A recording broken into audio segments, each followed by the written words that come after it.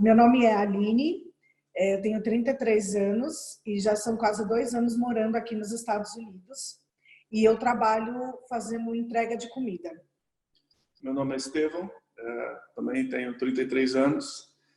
E nesse momento eu trabalho numa fábrica aqui nos Estados Unidos, já há poucos meses, mas na área de warehouse, né, de depósito. Bom, no Brasil a gente estava fazendo algo completamente diferente. Nós trabalhávamos para uma ONG cristã, então era bem diferente do que, né, a gente fazia aqui. E no Brasil também tem muito mais leis trabalhistas do que aqui nos Estados Unidos, como por exemplo férias remuneradas, plano de saúde. Você não trabalha nos feriados, existe toda uma proteção maior ao trabalhador, né, do que a empresa em si. Falando um pouco antes dessa época de quarentena, em que a economia estava indo muito melhor, existia sobra de emprego. Então, os americanos em si não se sentem tão presos ao emprego. Então, você simplesmente, o emprego não te satisfaz, não está legal, a pessoa... o seu chefe te irrita, você simplesmente deixa o seu emprego e vai procurar outro, né? Não existe tanto apego assim. E as empresas atraem muito os funcionários por causa dos benefícios que não são obrigatórios. Então, quando você tem bons benefícios, você acaba ficando, né? Bom, eu nasci aqui nos Estados Unidos, mas logo depois que eu nasci, tinha meses de vida ainda, os meus pais voltaram para o Brasil. Meus pais moravam aqui na época, porque meu pai estudava. Meu pai morou 7 anos aqui. E aí eles voltaram, depois que eu nasci, eles voltaram para o Brasil. E aí eu vivi a minha vida inteira no Brasil. Voltei pouquíssimas vezes para cá, mais para passeio mesmo. E foi por isso que a gente decidiu, pela facilidade de eu já ser uma cidadã americana. Então, ia precisar de visto só para o Estevão. Né? Eu consegui, isso facilitaria a permanência, né? Então, de estar aqui legalizado por causa da cidadania dela. Olha, agora que a gente está morando aqui na Geórgia, a gente se sente muito mais, né? Primeiro nós moramos na Califórnia, ficamos 1 ano e meio na Califórnia, e aí no final do ano passado nos mudamos aqui para a Geórgia e a gente se sente muito mais em casa aqui do que lá na Califórnia, né? Apesar de que lá eu tinha família lá e a gente era bem próximo dos meus familiares, e era muito bom, mas aqui a gente sente também a população do sul dos Estados Unidos muito mais acolhedora, né? E a gente também não sabe explicar muito bem, a gente se sente... a nossa rotina aqui parece um pouco mais light, mais tranquila com relação ao Brasil, então a gente se sente muito mais em casa, realmente nesse sentido. Mas você, eu com certeza, se você é brasileiro e quer vir para os Estados Unidos, é muito importante o inglês, né? Se você quer ter melhores oportunidades de emprego, mesmo, ou estudo, você precisa ter inglês. Não precisa talvez ser fluente totalmente, mas precisa ter uma boa noção, porque senão você vai vir e ficar dependente de brasileiros, de outras pessoas, você não vai ter tanta liberdade. Então, quanto mais você conhecer da língua, vai ser melhor para você. De oportunidades, de liberdade, de acesso, de muitas coisas. E, principalmente, se você puder ter alguém aqui para te ajudar no início, isso é fundamental. Porque se você já tem a barreira da língua, da cultura e está sozinho, é muito difícil. Sim. E se você puder também, né, procure conhecer sobre as leis.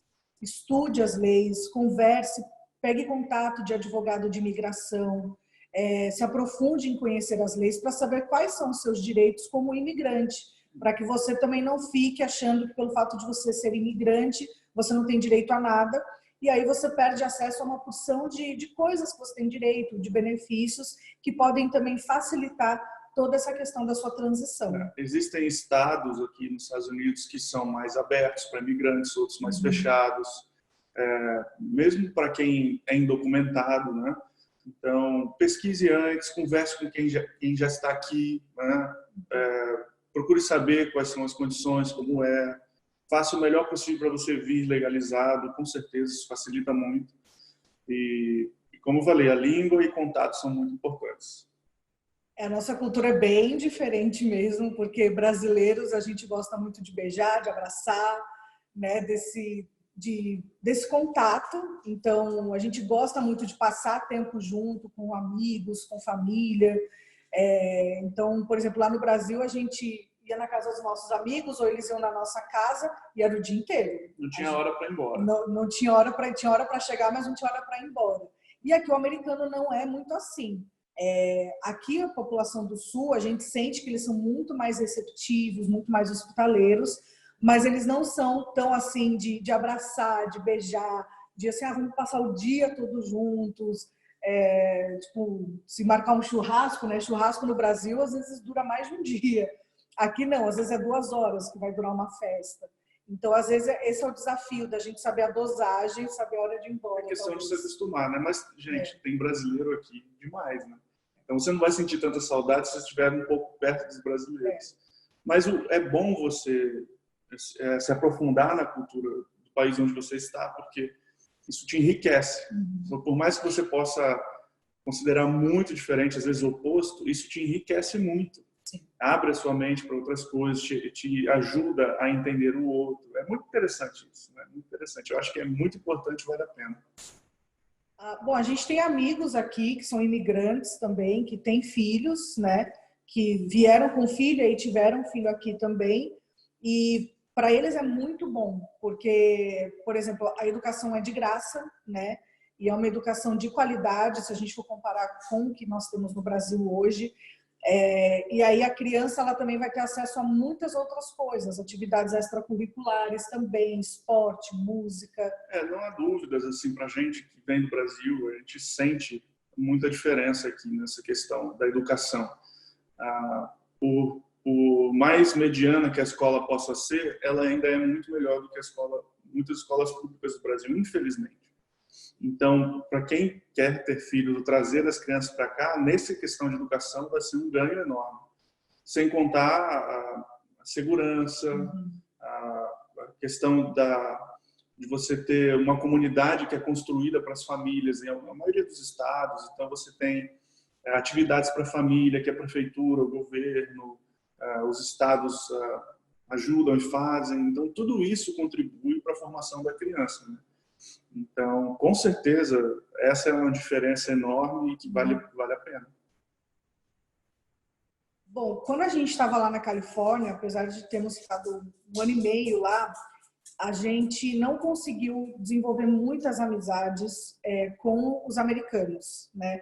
Nós íamos a uma igreja americana e ainda assim a gente sentia que era muito difícil ter esse contato. Aqui na Geórgia já é diferente.